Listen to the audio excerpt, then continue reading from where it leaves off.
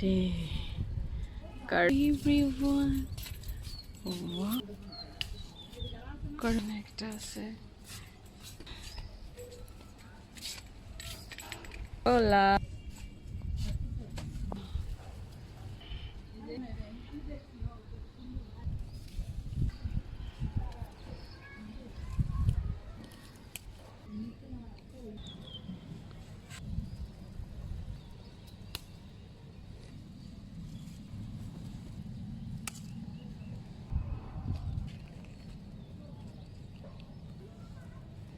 এই হচ্ছে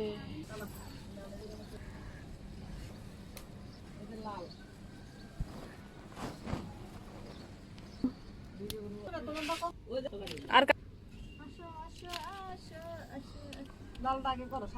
বাজার থেকে নয়, গাছ থেকে 60টা করলা পেড়ে ভাজি করলাম। এটার মধ্যে দিয়েছি পেঁয়াজ ও রসুন, ব্যাস এতটুকুই। তাছাড়া গাছের এই করলাগুলো অনেক মজা ছিল, ছোট ছোট করলা। এটা কিন্তু কাঁচাও ভর্তা করে খাওয়া যায়।